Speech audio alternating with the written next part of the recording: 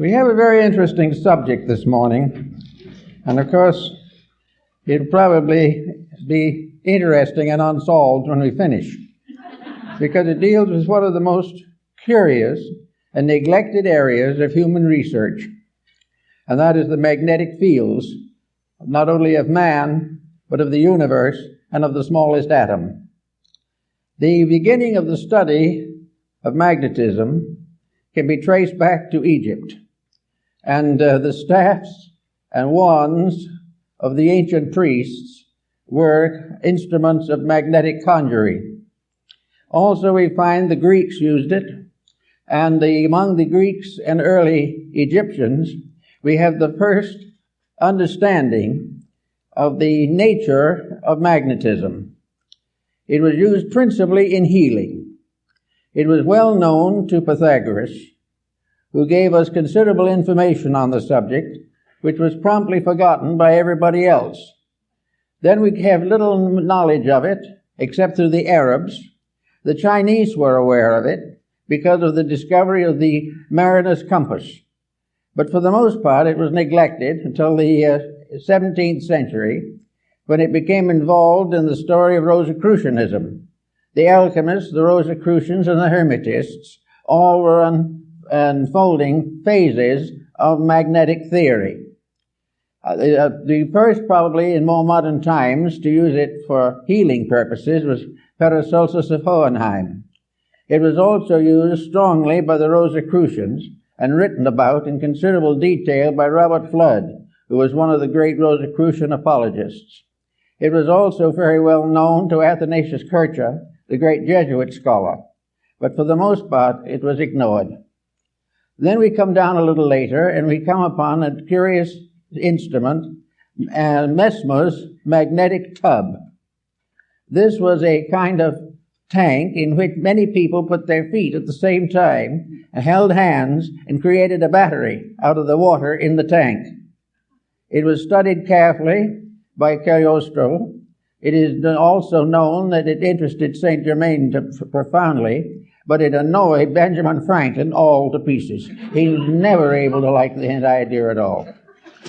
After the development of Mesmer, which were promptly denied by nearly every field of science, the matter dropped into comparative obscurity until more recent times, when within the last 20-25 years it has been revived strongly.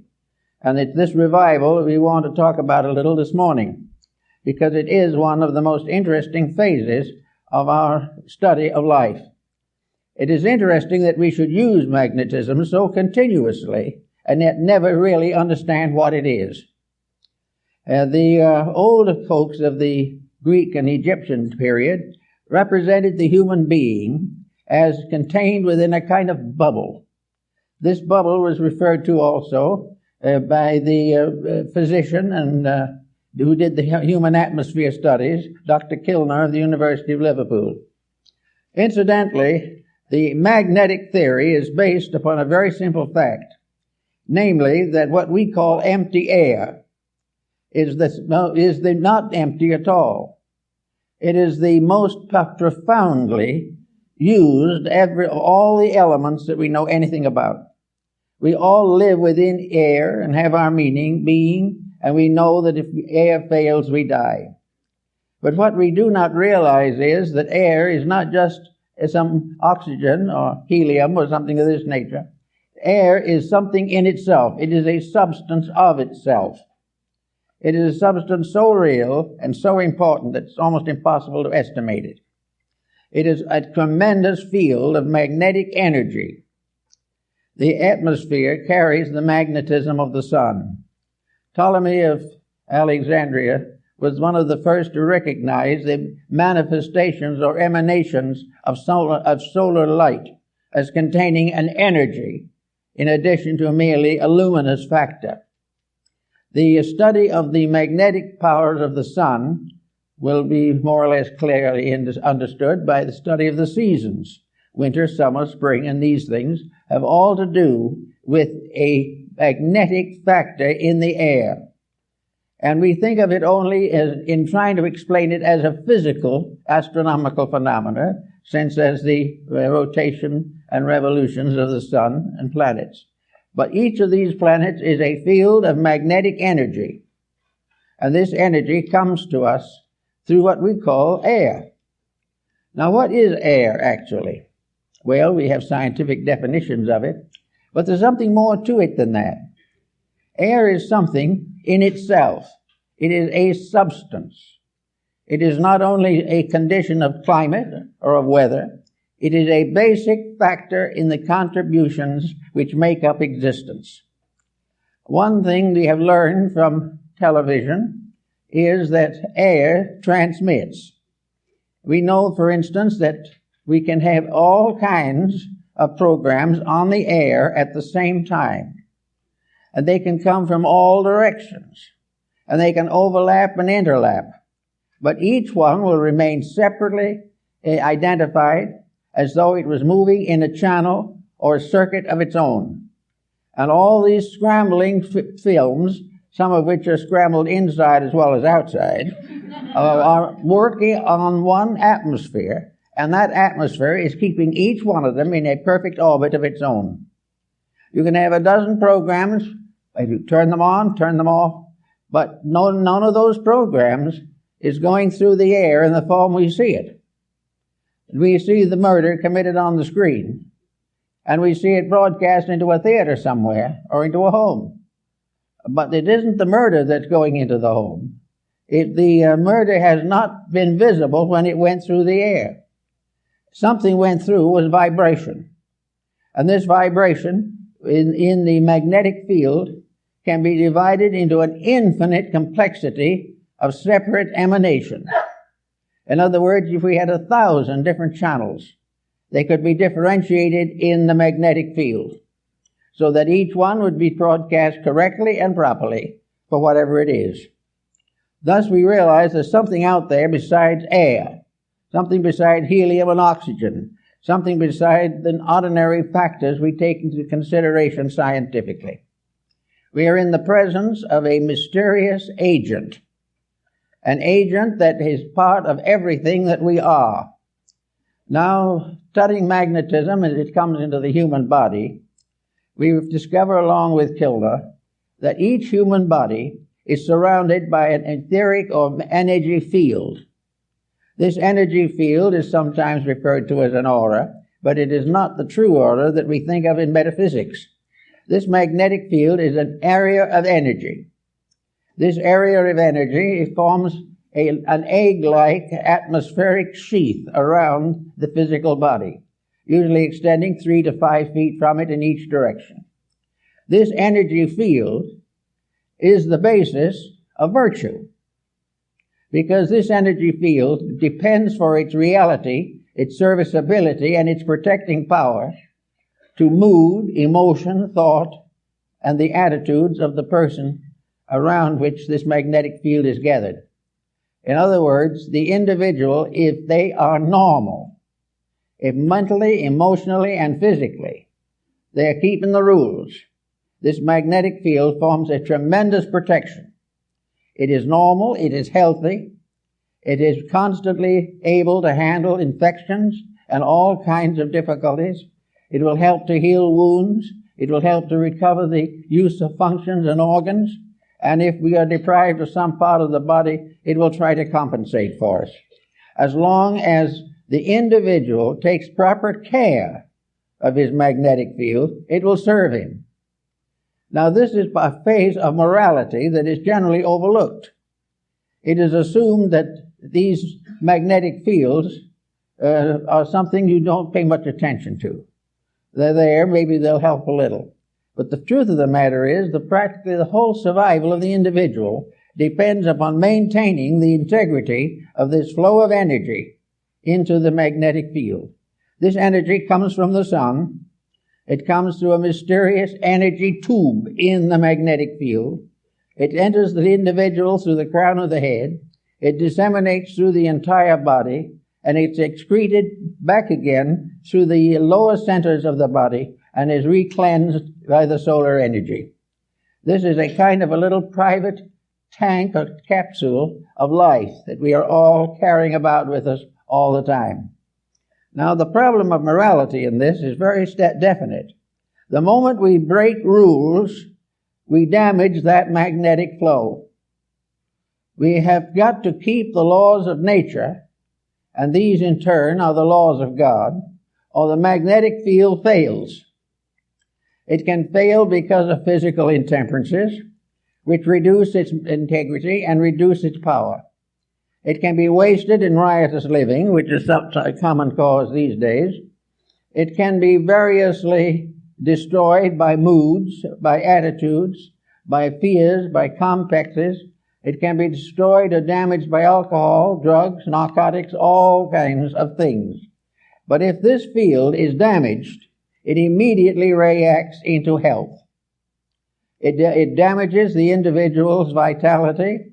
It makes him more easily subject to contagions and infections, and it definitely shortens the life expectancy. Now, if this is so, why do we want to consider it as a moral factor? In other words, what is morality? To the ancients, it was obedience to the words of God, or the laws of God. In more modern times, with more intelligent people, it is obedience with the evident will of deity as manifested in creation. Virtue lies in whatever builds up the magnetic fields. Vice is that which tears them down. No human interception can interfere with this in any way. Therefore, if we are good, it's not because the book says we should be. It's not because it was thundered by the laws on Sinai. It is because we keep the rules of the integration of the human structure, that we use the magnetic fields correctly and protect our health and our happiness and our well-being in that way. Now, we think of the magnetic field as surrounding the entire structure of the body, as Kilner shows in his work on the human atmosphere, and Babbitt also in his study of the atom. This, however, is only a phase of it. Each part of the body has a magnetic field. Each unit within the individual has its survival in a unit of energy. And this unit of energy is present in the smallest subdivision of imaginable space. It is in the tiniest atom. There is no such a thing as a dead particle in the universe. Even if it is killed by something, the very disintegrating process is a symbol of life energy. Therefore, we are confronted with the natural problem of realizing that virtue is to keep the law of the energy field. Now, the law of the energy field, just by coincidence, is also the law of integrity. The energy field is what establishes right and wrong. The energy field tells us that to lose our disposition and temper fit is wrong. To use various negative, destructive attitudes is wrong. To compromise the principles of right living is wrong. To think badly, to feel unpleasantly, to be engaged in any action or concept which is contrary to the common good damages the magnetic field and therefore is wrong. Selfishness injures that field. Every vice we know, the breaking of any of the 10 Commandments and a number of other rules, results in damage to that field. It has nothing to do with nation. It has nothing to do with the ordinary concepts of codes, because the final code itself is based upon the life principle in each part of the human constitution. So we have each little cell has its own moral responsibilities. The stomach has its own magnetic field. The stomach is not simply an organ. It is an organism. It is a living thing within the human body. The same is true of the heart, the brain, the glandular structure, all the organs, the intestines, all the motor system, the nervous system, the endocrine system. These are all entities. They are entities of magnetic unities. They are part of living organisms that are cooperating together for the common good. To abuse one is to damage all. To neglect one is to neglect all. Each of these organs has its own field in the body, and all these fields together constitute the grand magnetic field that surrounds the complete person.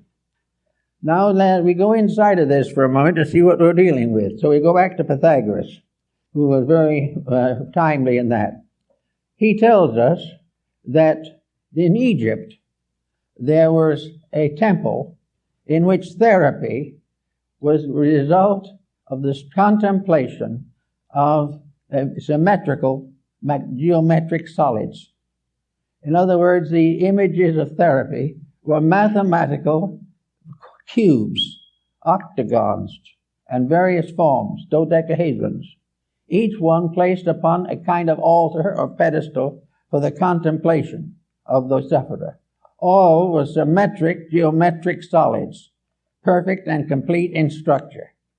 To look upon them was therapeutic, because to look upon them accepted their energy as a reality in our lives.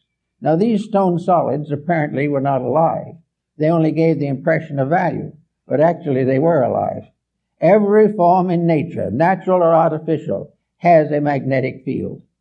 From the tiniest atom to the greatest galaxy, the magnetic fields are present, and the rules of each of them must be obeyed. Now, if an individual looking at a geometric solid sees in it a perfect proportion, this realization enters into the subconscious life of the person. The imagery of that solid is sent into the consciousness in the form of a benevolent magnetic center. It means that the individual is seeing a harmony, is seeing something in perfect order and perfect correctness. And in visualizing it, wherever we see perfection, it improves ourselves. Wherever we accept discord as inevitable, it injures ourselves. Everywhere looking around us in nature, we see that all natural things are benevolent. It is only when these are abused, mostly by humanity, that these benevolences are lost. So we find that we live in a universe in which everything is in harmony if we are. Now we can say, of course, that somebody else might be out of harmony, and this could injure us. Actually, it's not quite true. The magnetic field which protects us against any negative magnetic field that does not arise within ourselves.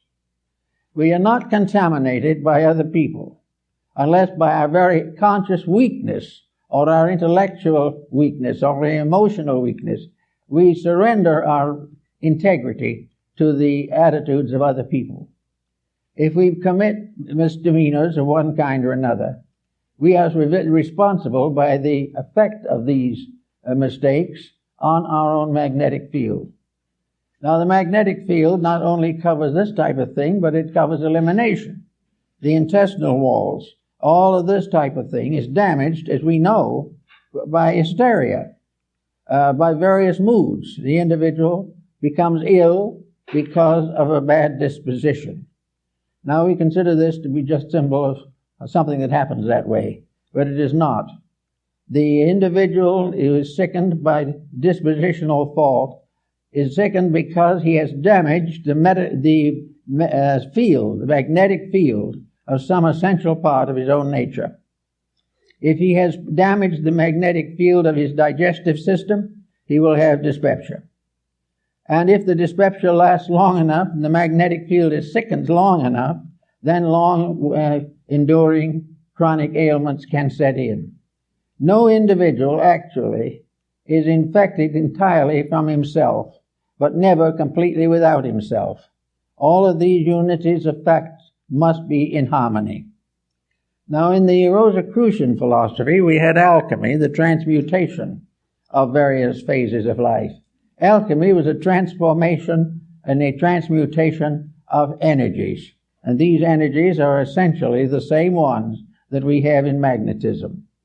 We therefore have a constant realization that everything we do and everything that we see and have has values of its own. Now let us pick up a pebble from the beach, and we suddenly realize that we're in the presence of a little stone.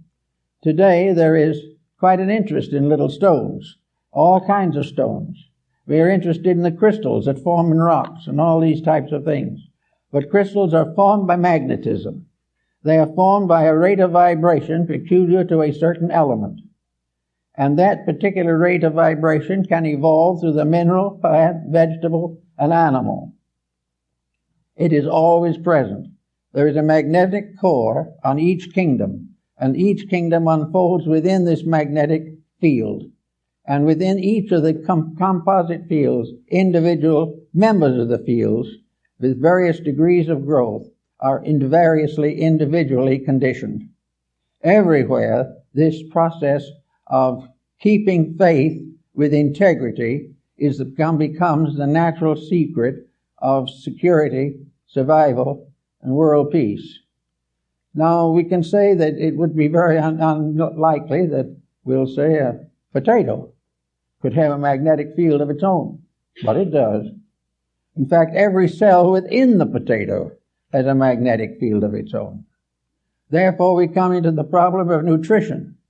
And nutrition is very largely the study of the magnetic fields of various food products. It also tells us what happens when these food products are adulterated or are variously misused or poisonous elements are introduced into them. All this is part of a mystery that is solved in magnetism. We pass laws against these misuses, but we fail to realize that it is not just the physical factor that we have to work with. The physical factor is only a fragment of it. The main problem is to realize that behind all of these problems, whether of government or of religion or of philosophy, all these things are in trouble because of lack of integrity. And integrity is simply keeping the laws and rules of energy fields. Each field has its own integrities. All integrities in all fields are compatible. All lack of integrities, all departures from integrity in any or all fields are in conflict constantly. The only way the individual can escape conflict is by never abusing the energy factors of his own life. He must never abuse his body, his emotions, or his mind. He must never permit himself to develop attitudes that are incompatible with the integrities which nature has bestowed. The magnetic fields are absolutely honest. There is no possible way of making them dishonest.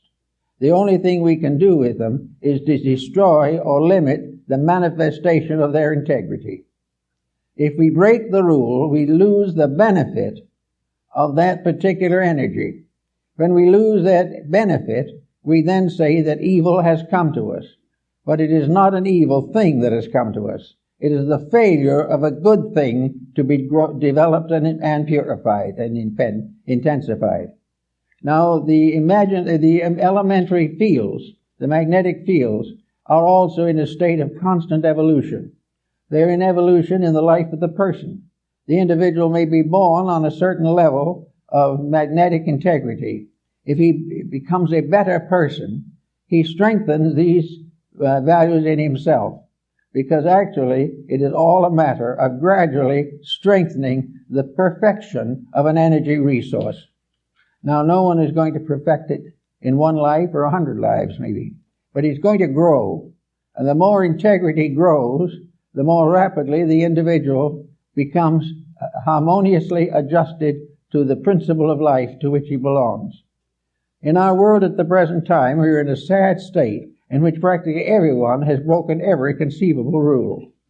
We are living day by day trying to live off the profits from our own mistakes, and this is not really profitable. We are not realizing that this has nothing to do primarily with the theology. This has nothing to do with laws of government. This has nothing to do actually with our legal codes. It has to do with the relationship of energy to its proper ends and purposes. We know what it's supposed to be, we know what it's supposed to do, and we know that it isn't accomplishing that. Now we would say that something we might say as integrity is not a thing. It is something, an attitude. It is an approach to a thing. But this is not really true. Integrity is also a magnetic field. Everything is. Sorrow is a magnetic field.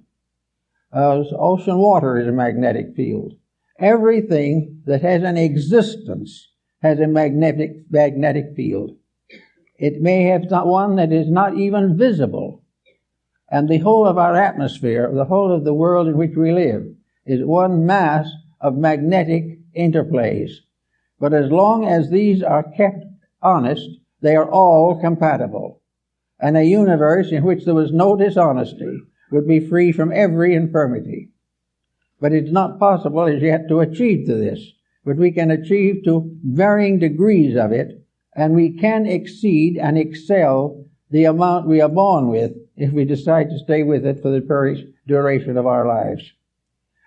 Therefore, we can look around us and see what constitutes a magnetic field. Let us take, for instance, our television industry, which is in very poor shape at the present time. Television is actually using magnetism.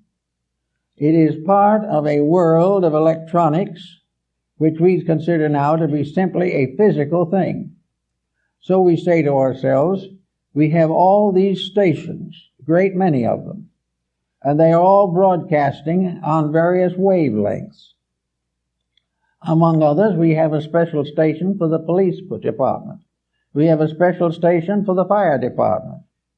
We have all kinds of internal usages of these mechanisms which we call transmissions. But when we get all through with it, television transmission is a work achieved by energy. There is an energy field, and it is unfolding and developing in a larger energy field. The atmosphere through which these messages pass is itself a great field of life, and it is alive. Space is alive. Space is not merely some atoms alive in a vacuum. Space itself as a substance and essence is part of the great magnetism of the sun. Now we have here all these stations broadcasting on their own wavelengths. Now into this magnetic field, which we call the atmosphere, is dumped a conglomerate you wouldn't believe. There's all kinds of things. Not only the conglomerate of the television, but the conglomerate of senates and houses of representatives and various governments, religions, pouring their influences into it. This atmosphere, which we can see right through if it isn't for the smog, is continuously being filled with something. And yet, with all that, this thing which we call atmosphere, and is empty, so-called, nothing to see, is able to differentiate those stations so perfectly that what you see here will go through that air, and there's no image going through the air. And it will come out again in another receiving set, proving conclusively that in its entire transmission, perhaps around the world, it was never for one moment deprived of its integrity or its individuality. It was never massed into other things. Now, occasionally we make a mistake and try to put too many things on one channel, but that is up to us. If we do it right, there'll always be a channel. For anything, we want a channel that way. But it will always come through, although it is coming through a medium which we can't see, and at any point along the way, there's no program noticeable, no program possible. But at a proper point, a receiving station can recreate that particular program in all its detail, although it was passed through maybe thousands of miles of so-called empty atmosphere. And all these different channels have never become confused unless we have improperly channeled them. So we have all this proof that there is something out there in space. Now that what's out there in space is also subject to toxin.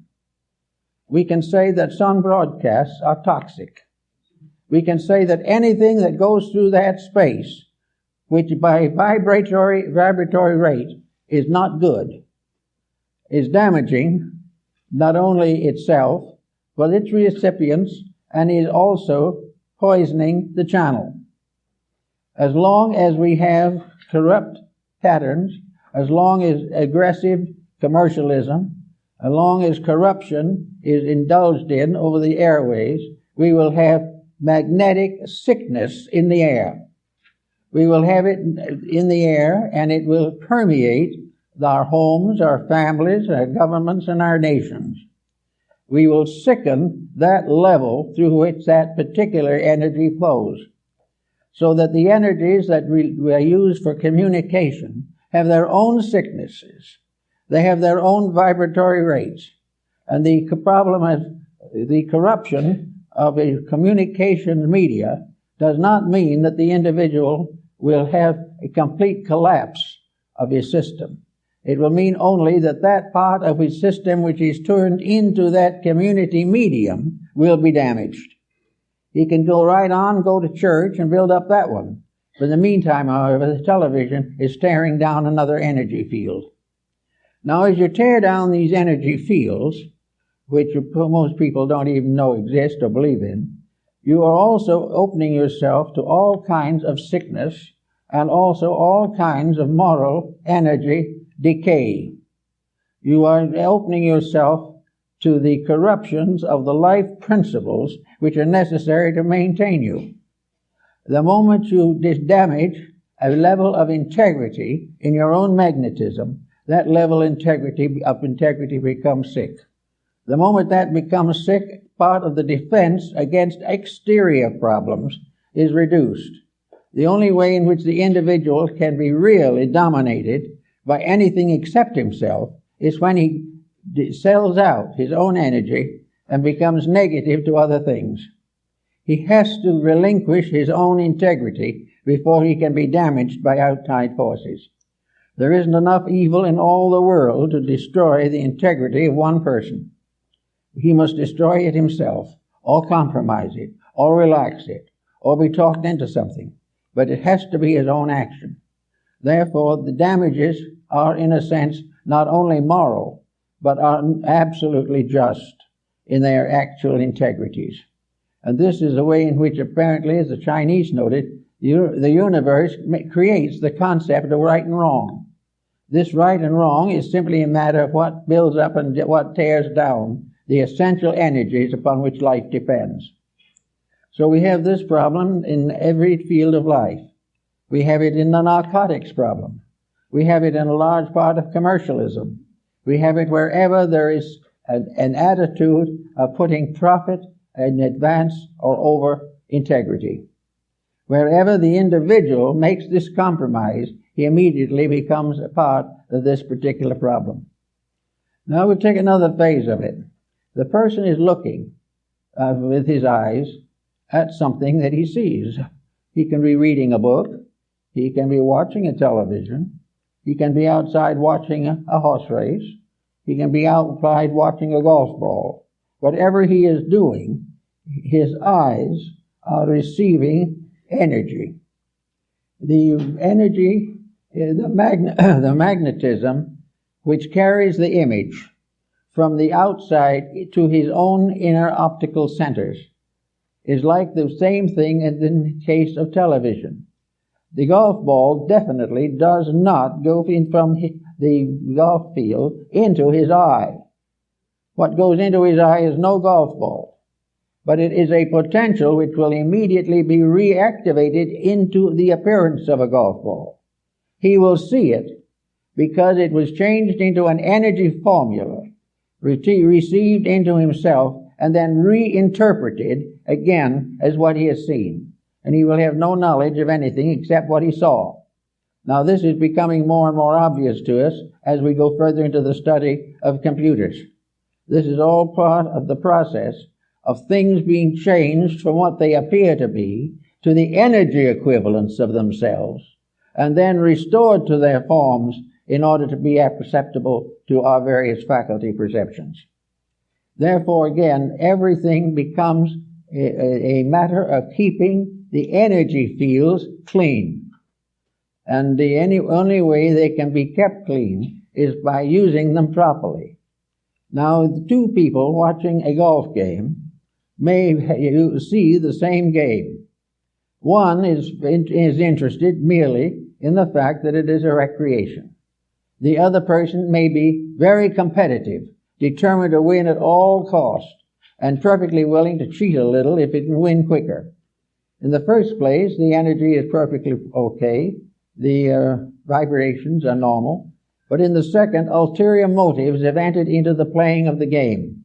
And this is something that is troubling us throughout the sports world at the present time.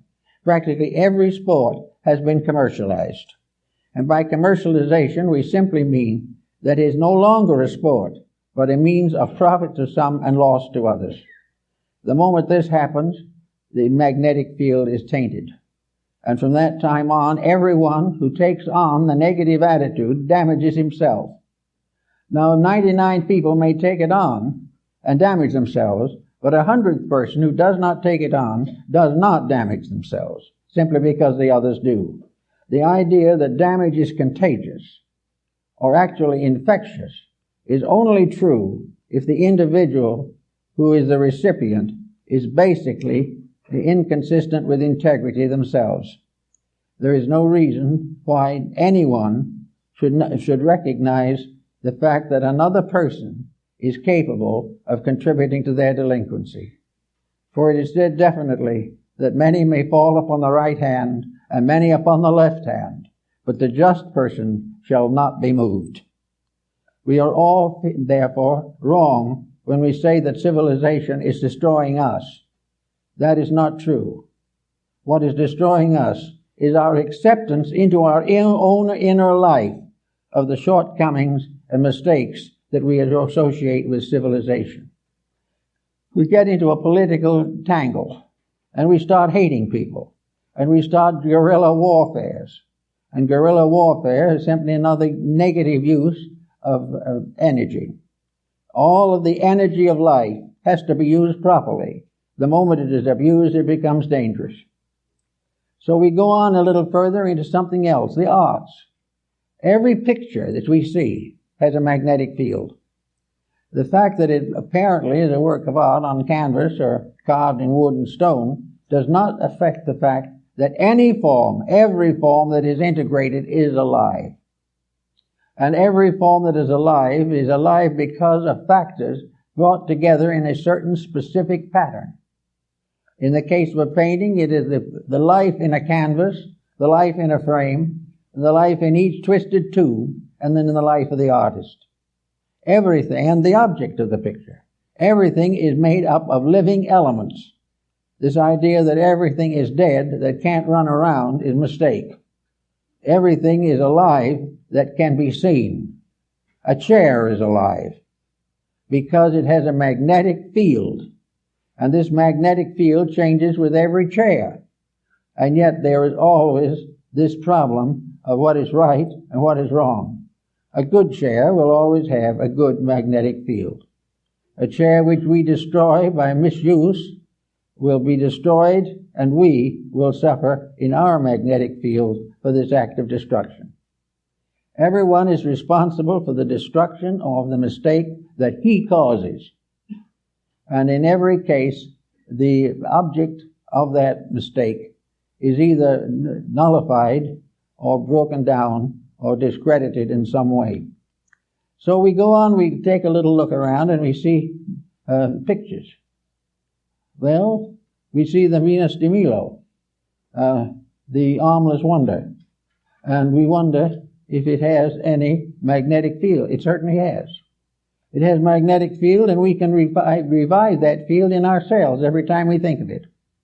If we've ever seen the picture, that picture's image or the statue itself will be with us as long as we live. It's what we do about it is not very much usually, but it's there. It's a fact. And if the picture is good, and the painting is good, and the carving is proper, these all add to the goodness of things. If an artist, however, starts a career of corrupt art, he is damaging his own magnetic field, and he is damaging the magnetic fields of those who approve of what he has done and accept it. That is the reason why the censorship of integrity is important to art, music, and every other field, because it is part of the inevitable laws of life. Incidentally, therefore, where we find hard rock and these things, which are becoming dangerous. Our doctors tell us they are dangerous. Our neurologists tell us they are dangerous, and all that. But no one has really managed to think why, except noise is unpleasant, or noise is dangerous to small children. The real damage is to the magnetic fields. The magnetic field of the small child can be so badly damaged that it can never really recover. Because if it happens before it has the age of consent, before it reaches up to the point where it chooses its own life, it has to be dependent upon someone. And the person upon whom it is dependent is also damaged if they do not demand integrity. Wherever integrity is damaged, the one who causes the damage is the primary one who must pay. And if the individual causes his own damage, then he is the one that must pay for it. But the damage is not in the building or in the rock or in the stone. It is in the magnetic field. It is in that part of ourselves which we depend upon to maintain our various integrities. Today, neurosis and other emotional ailments are very frequent, and we have to give considerable thought, therefore, to the causes of these things. We look around us and we see a generation which has lost all sense of value because it doesn't even believe in value. It also has been corrupted by the example of a previous generation that has torn down most of the ideals and dreams with which the civilization has been built. The only way we can really get to this would be through a reorganization of our science of energies. We would have to have a full and scientific study of all of the energy fields that are involved in human life. We would have to therefore come to the conclusion that there is no problem in which these fields can be evaded. And as these fields are all essentially right, and the diversion of this to something else is wrong, we then have the basic value of virtue, the basic value of doing it right in the first place, or what we might call a reformation. A reformation is nothing but a reform of the use of available energy. Everything is energy. Atomic bombs are energy. The oil spill in Alaska is energy, waste energy, and abusive energy. All these things. And they all arise from something being wrong in the integrities of life. We have compromised principle by going away from the energy values. So we go back to the individual now, and we find him standing in the midst of his own magnetic field, with his structure protected by the constant radiating force of outflowing energy, an outflowing energy that vitalizes everything from the center outward and nourishes the solar system, which is the human body, from the level of the sun, as in astronomy. The ancient astrologers believed that these energy fields originated in man himself, and that the source of all the energy fields in the human body is the heart. That this is the thing from which all else radiates. Therefore, the most dangerous of all corruption is the abuse of love, abuse of friendship, abuse of integrities, abuse of fidelities, and abuse of those things of benevolence, mercy, and compassion which are associated with the heart.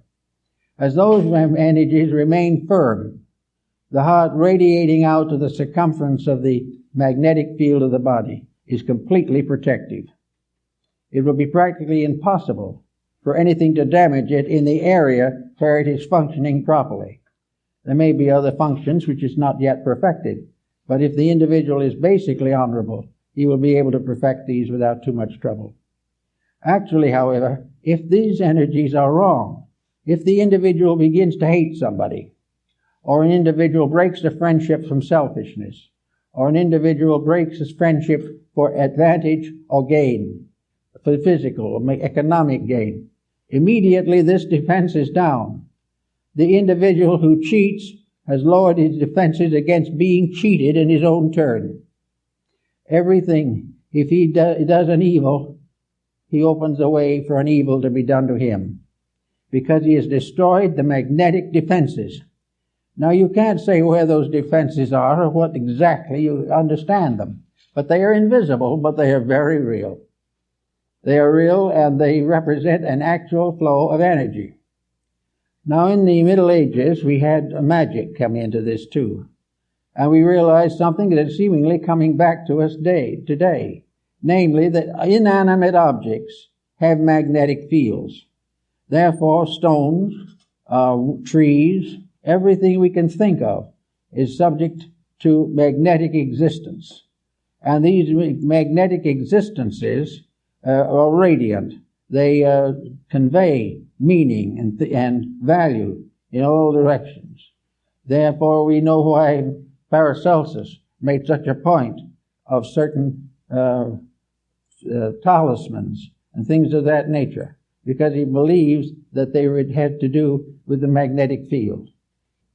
He lived in Switzerland, where the dew is very heavy, and he put glass plates out on little stands, and on these glass plates at night, under certain positions of the planets and the moon, he gathered the dew, impregnated with the vibrations of the planetary positions at the time of the exposure. These materials he bottled and labeled exactly as he would an ordinary medication. And he gave these to the sick when an ailment arose that required this type of medication.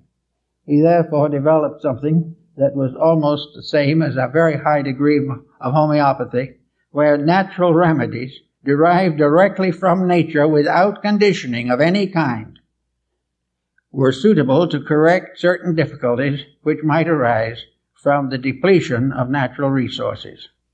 This is the same as almost every other phase of life. Religion, for example. Every building, every church is a living entity. Every bank is a living entity. Every war office is a living entity. These things are not merely buildings. They are embodiments of attitudes. Everything is alive with the quality for which it was created. The war office is tied to war. The bank is tied to banking. But banking is a living fact. It is the banking that is the real living involvement in the so-called story of banking. These things are all alive.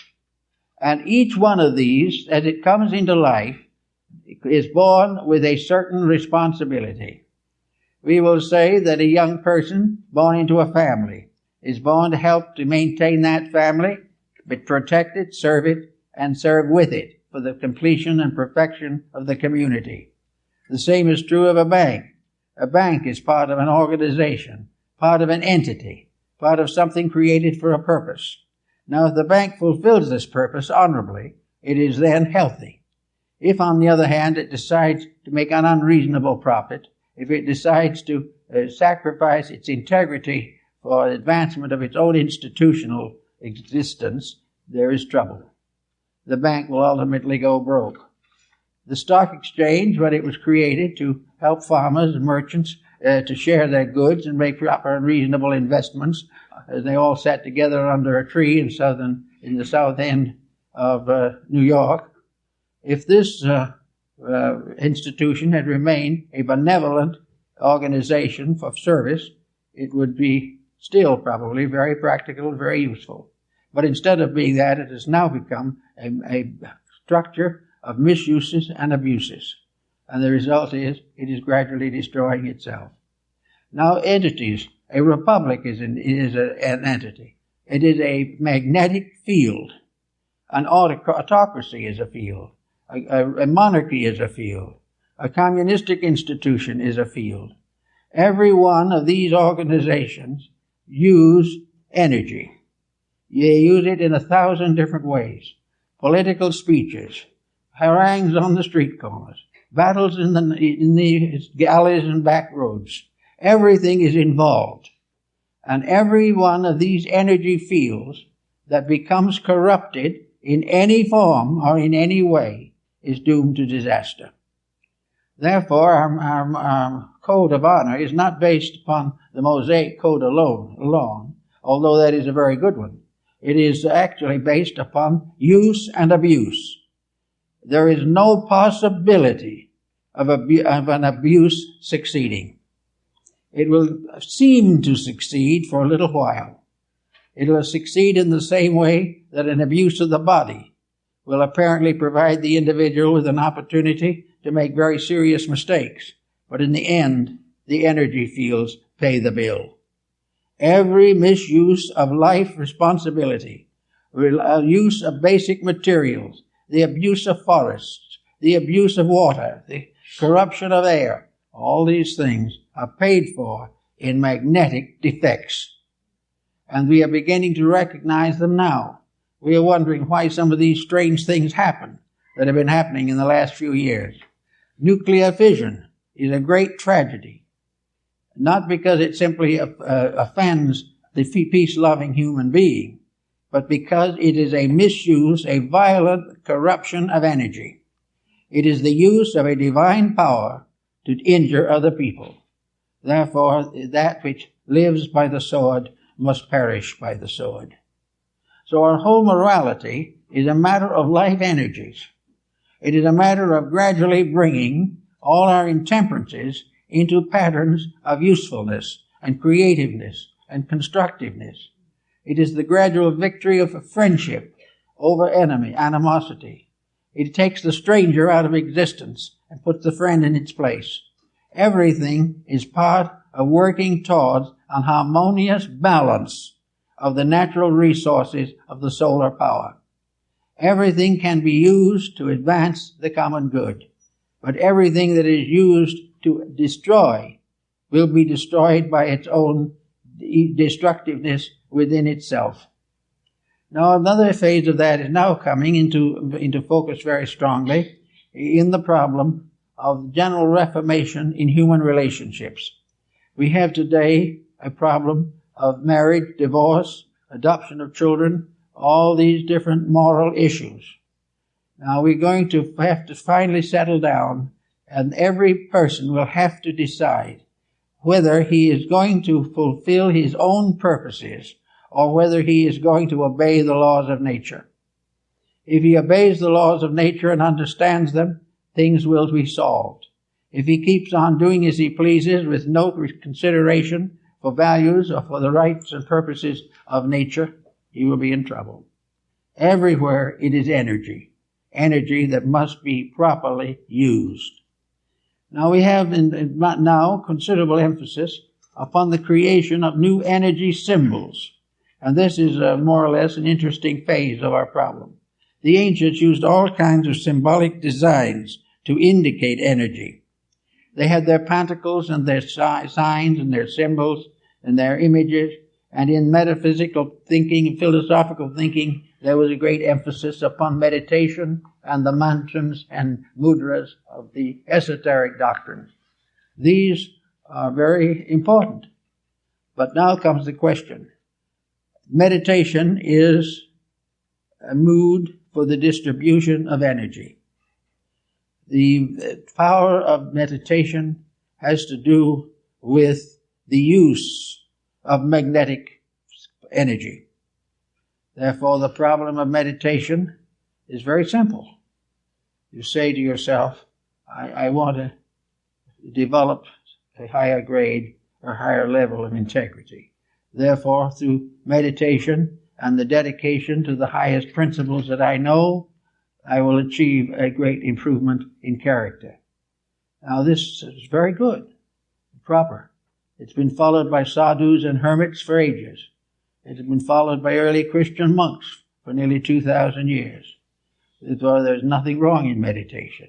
But someone, out of the smartness of something, decided that by meditation he could also accomplish a certain amount of selfish fortune for himself. I know one individual who taught high disciplines for the sake of improving socially, making a wealthy marriage, increasing in business, dominating other people, and he was doing very well with it. One day I got a telephone call from the local hospital. This individual was sick. So he went down. I said, well, what seems to be the trouble? It was a woman. She was in tears. She said, you know, all my life, or for many years, I've taught people to think rich, think happy, think healthy, and I am dying of cancer. Well, that is again a strange kind of poetic justice that seems very cruel. No question about it. But the individual had broken the rules that associate with magnetic energies. The rule of all possession is right use. The use of all esoteric doctrines and disciplines is for the advancement of the common good. And when we start meditating for a fortune or something, we are headed to trouble. Because this is contrary to the proper use of magnetic resources. Magnetism is a great field of energy available to all. The price of it is simple. Earn it. You've got to be right.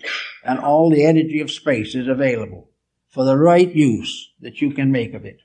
And as much as the right use you can understandingly create at the proper time. But the moment the individual becomes selfish or self-centered, the magnetic field of his own body begins to fail.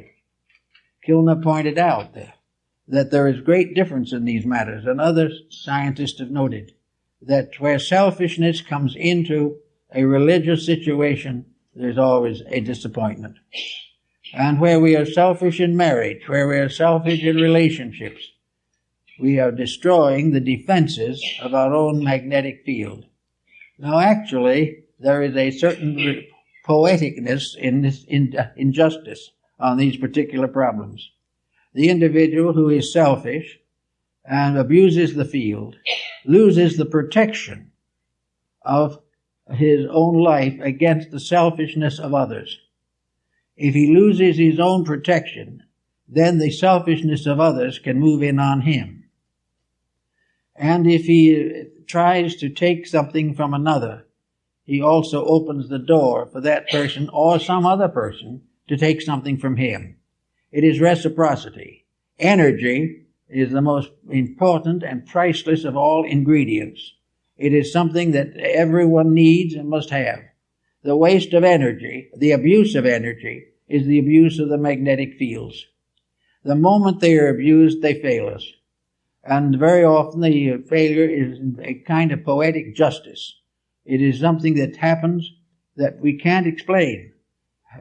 But I think we find it as clearly indicated in the Goethe's line of Faust.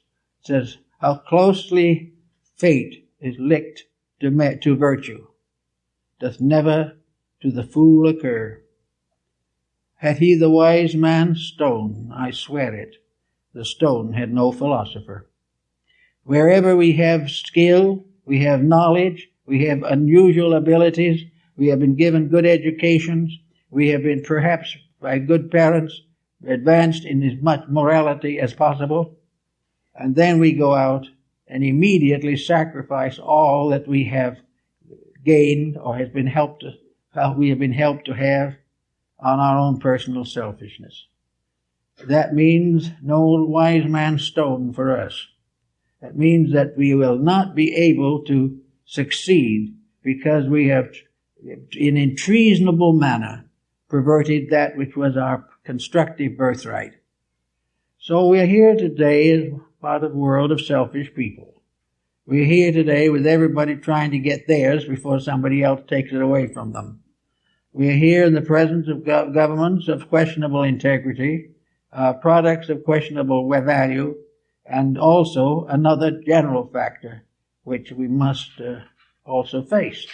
And that is, we are now nearly 5.5, almost 6 billion disillusioned people. We have not much faith in anything. Every day the newspaper helps us to lose what honesty and faith we might have. We can become finally convinced that we live in a completely corrupt world. Therefore we are bewildered, we are intimidated, we are worried, and very often just simply give up and follow the line of least resistance and go down with the rest. Now this isn't really the way it was intended to be. Actually, the bad news that we have has nothing to do with us unless we're part of the bad program. Now, you might say it's nicer to imagine a world in which we could all work together. There's no doubt about it. It'd be much better. But until such time, the individual who is trying to be right has got to be careful that he is not infected by a common disillusionment. He cannot afford to say everything is wrong and mean it. He's got to hold inside of himself a realization that principle is the basic value, and that regardless of what happens in the world, he cannot lose sight of protecting his own energy resources, because it might just so happen that he could be one of those who could help to change the course of history. In other words, disillusionment, despair, discouragement, bitterness, anger, frustration, all these do nothing to the person against whom they are turned, but they do everything to the individual who uses them. Therefore, no matter what we read in the paper, no matter what comes to us over the radio or in television, the individual must retain within himself the realization that there is a great good behind everything, and that that great good will succeed, and that this magnetic field we're talking about, which extends not only through this solar system, but through the entire galaxy, decrees within itself by its own immutable process that evil can never win. We must go through certain travail in connection with it. We have to finally learn to our own satisfaction that we can't do it badly and be well off. But until such time, values never change. Never will we be punished for what somebody else does. Never will we be rewarded for the virtues of others. We must achieve these things ourselves through our own efforts, through our own integrities, and through our own dedications. And all of this is added up in a mysterious bank account, which is called energy or magnetic resource. It is there to serve us. It is there to serve the individual who does wrong. But if the individual does wrong, the service collapses. And the individual who does wrong finally finds the energy turned back upon himself, and the corruption continues. We must keep this center of consciousness within ourselves in a condition of correctness. In Buddhism, the heart is called the Saptapana, the house or temple with 7 rooms. It is within this temple, as Buddha points out, that the great initiation against the hindrances has to be performed. The individual has to be initiated in his own heart. He must accept as a fact that his own integrity is his only strength, and also that his own honesty is his only wealth. All else is some kind of a delusion which will ultimately turn back and whip him. So in the quietude and peace of the realization of the immutability of good, the inevitability of right over wrong, the endless and continuous process of redemption going through every area of nature, all things in due time will come back into the peace which they sacrificed when they tried to put self as an individual above universal reality. We should have, I don't see how we have gotten into the state we've gotten into really. Of course, I do know, but I'm not mentioning it. The real fact of the matter is that as we look around us, there's every reason to know that we live in a beautiful world. We live in a tremendous sphere. And we are already beginning to realize that we're destroying it ourselves. It is not some vast cosmic power that says we have to be selfish, or that puts a profit against principle. These things don't exist in nature. We know that with moderation, with integrity and dedication, we could all live in peace and another 5 billion could live with us. But the way we are doing, we are sacrificing everything for a bowl of pottage. And if we continue to do this, the energy resources will be reduced. We are worried now about changes taking place in the atmosphere, that the overload that we are throwing against our natural resources is beginning to endanger us. Now we can go under our own skin and see that the same thing is happening inside of us. The overloading of our body with the problems and processes of modern living obviously is going to result in destitution and death. We cannot afford to waste the magnetic field of the body or destroy it any more than we can afford to destroy the one of the earth. If we're going to run out of petroleum someday, we're also going to run out of the ability to recuperate from ailments if we dispose of and waste our recuperative power. The magnetism which helps digestion can be destroyed, wasted by corruption. When we take into ourselves dangerous foods, dangerous attitudes, or when we eat with a dangerous mood, we are endangering ourselves. And when the world does these things, the world endangers itself. And we will not be the first civilization, as is said in India, the great mother, the earth, has cast many civilizations from her back. Everything that goes beyond a certain point is destroyed because it breaks up its relation with its energy supply. It no longer is fed primarily by magnetism, because it's magnetism in the food that feeds us, it's magnetism in the air that we breathe, it's magnetism in the earth that grows our vegetables, and it is magnetism in our souls that makes us hope for good. All the things we know, all the things we believe in, are energy dependent. And the use of energy is the most important thing. Why we go on year after year making all kinds of efforts to feel better, be better, or think better, and overlook the one fact that everything that we think and feel and believe depends upon a life principle, an energy resource, a magnetism of the earth itself.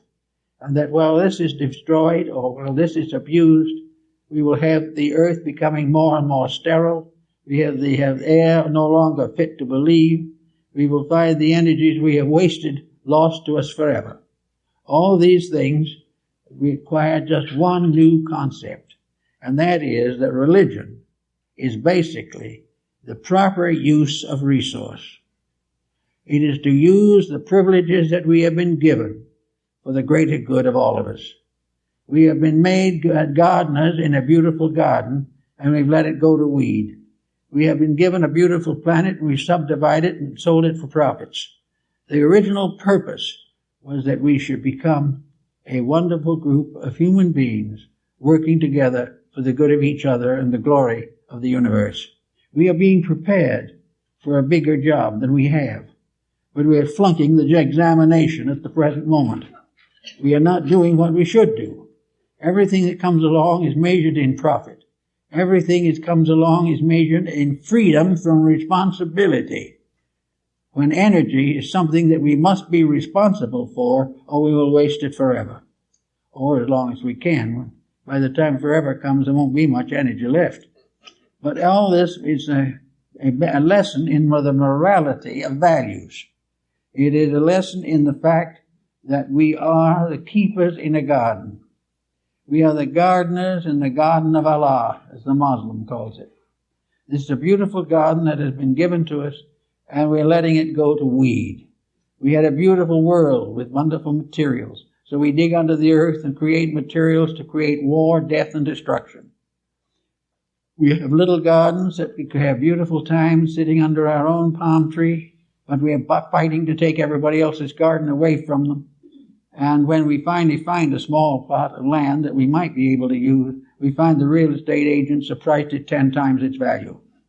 All these things are all little things, but they all add up to the loss and waste of magnetic resource. They are the failure of the individual to protect the source of his own life, the source of his own future, and the breaking of the laws and rules by which he must compare his own needs with the needs of others. It is only when we work to protect the toadstool as well as the nation that we can have peace in the world. We must protect the small things because each of them is a energy resource. The protection of them is against our viewpoint because we take it for granted that the small should be controlled by the big. That small things, like humble people, are made to be exploited. This is not true. Everything in life is made to be used. Nothing is made to be abused. And the individual who abuses any part of life is contributing to the common cause of destruction. Now, this business of the energy and magnetic resource went on down through to the present time. And now we have a new measurement for it, and that is the development of a large group of electrical devices by means of which it becomes apparent to us that it is possible for the human being to make use of any energy as he sees fit. Now, the instrument that he has within himself is infinitely more wonderful than any television or any computer can possibly be. We can have a computer do everything, and it is alive. Don't for a minute think it isn't. But it is alive in a field of energy. It has a life, it can propagate itself, it can develop itself, it can grow up, it can grow old, and it can die. Because it is all part of an energy usage. But in all of these usages, let's remember that the individual is humanity's prime asset. The individual is here to grow. And in growing, he grows by helping everything else to grow. The moment he goes into negative competitive relationships with everything else, he destroys himself. So out of a great brotherhood involving potatoes, diamonds, computers, television, music, everything is part of a magnificent harmonic pattern. But the individual has forgotten or neglected to mature his own inner life. He was given religion in the beginning to help him to build an internal life, for religion was nothing but a statement of the rules. It wasn't a doctrine, it was a statement of the laws that have to be obeyed. Man has gradually disobeyed these rules, and now he questions the reality of religion.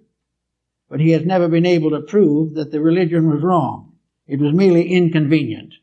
It prevented him from being as selfish as he would like to be. This being the case, he's in serious trouble. But out of all of this, we hope, with the coming of the next century, that we're going to find the real basis of our understanding. We're going to discover the good universe, which we have forgotten existed if we ever knew it. We're going to suddenly realize that galaxies and stars and systems in space are not just simply something out there to provide us with energy to run motors with, or that we are going to solve all the problems of nature if we can get a photograph of ourselves standing on Mars. This has nothing to do with it. We're living in a great, beautiful world of cooperating forces, filled with things that want to get together and work together for the common good. And all we can do is make games out of them. Silly games. Games in which we think we're conquering everything by putting something in orbit. That's not at all true. What really we are looking for is to realize that we conquer or we win or we achieve our goal when we put ourselves in orbit, when we get back again into the rules of the game of life, serve it as it should be served, love as it should be loved, admire the good, protect it, and slowly and quietly outgrow everything that is less. If we can do that, then these resources, these magnetic fields, will supply us with all the energy the world needs for millions of years. It will not be the loss of the energy, but it will be that if we do not make these corrections, we will not be able to draw the energy to ourselves, and that which cuts itself off from life is the dead branch that is cast back into the fire. So out of an understanding of energy and the magnetic resources, we go a long way toward solving the present problems. That's it.